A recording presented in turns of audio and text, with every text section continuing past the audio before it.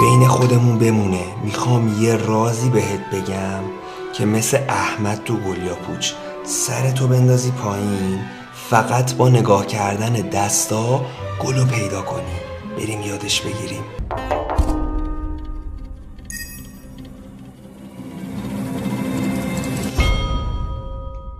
سلام رفقا، امروز اومدم پیشتون یه آموزش میخوام بهتون بدم.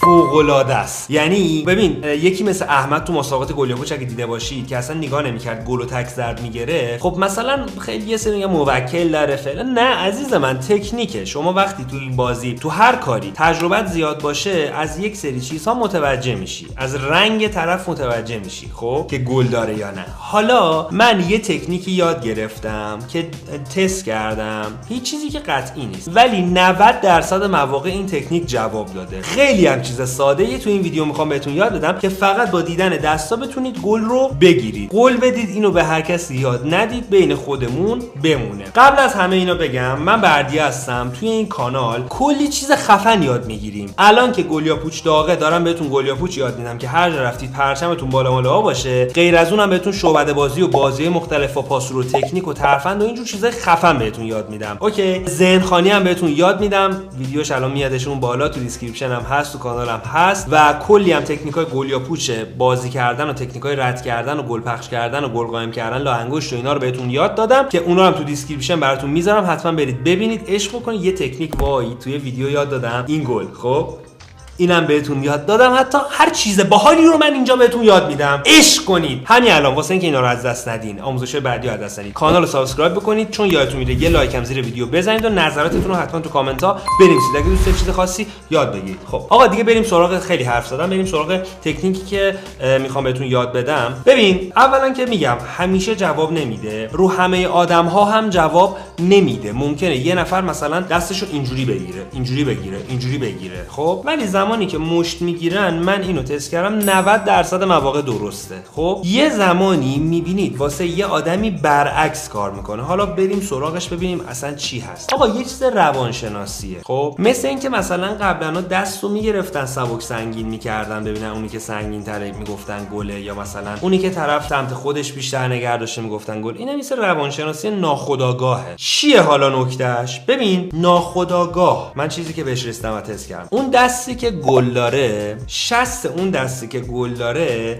بالاتره. یعنی اگر روبرو ببین اینطوری، این بالاتره. یا حتی ممکنه من تو این دستم گله، این شستم مشتم اینجوری باشه، این اینجوری باشه.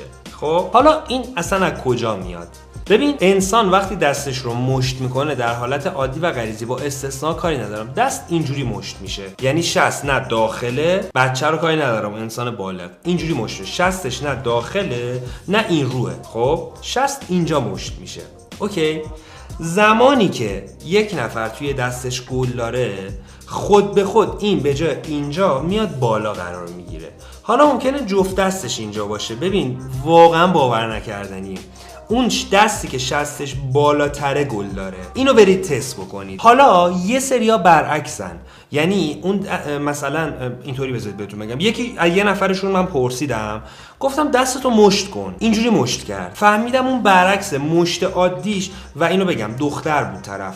رو دخترهای دیگه تست نکردم، شاید کلا دخترها اینجوری مشت میکنن، نمیدونم من. میتونید قبل از مثلا چیز بازی بهشون بگید دستو مشت کن ببینم، ببینید اینجوری مشت میکنه یا اینجوری مشت میکنه، و بدونید توی گل مثلا اگه اینجوری مشت کرد، اگه تو بازی دستش پایین بود یعنی گل داره، یا اگر مثلا اکثریت آدما اینجوری مشت کرد تو بازی دستشو بالاتر گرفت، یعنی اون دستی که بالاتر گرفته گل داره. خب حالا شاید همه دخترها اینجوری مشت میکنن دستشون، نمیدونم. در حالت عادیش که اینجوری مشت میکنیم، زمانی که یک نفر دو تا دستش اینجوری، اینا بالا بگیر، مثلا الان اینجوری گرفته، ببین الان بازم بالا پایینه، نگاه کن، این شستم تو راستا، این انگشتمه، دست راستم، ولی قشنگی سوراخ اینجا رو پوشونده. خب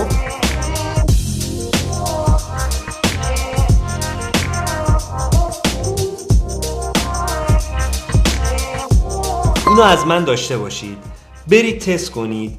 اگر نتیجه گرفتید حتما تو کامنت ها بهم بگید که بازم بشینم فکر کنم. اینو خودم فهمیدم، از جالبه، از بازی خودم اینو در آوردم. یعنی تمرین که میکردم نگاه کردم، ببین الان ناخودآگاه الان این شستمو ببینید، از بالا این ورتره، اینا گل اینجاست. ناخودآگاه من اینو فهمیدم که اینطوریه. حاجی بازم نگاه کن، خداوکیلی ناخودآگاهه. بعد تو بازی بقیه هم دقت کردم دیدم همشون اکثرا در واقع میشه گفت اینجوریه. تستش کنید، اگر جواب بود برای شما هم حتما به هم بگید که بشینم بیشتر حالا هم با تحقیق کردن هم با فکر کردن خودم بیشتر از این تکنیکا در بیارم و بهتون بگم که بتونید تک ضرب گل از دست حریف بگیرید. آقا سابسکرایب یادتون نره، یه ویدیو میاد این بغل حتما ببینیدش و بقیه آموزش گل یا کوچه هم تو دیسکریپشن براتون گذاشتم. ممنون میشم کانالمون رو به بقیه هم معرفی کنید. دمتون گرم.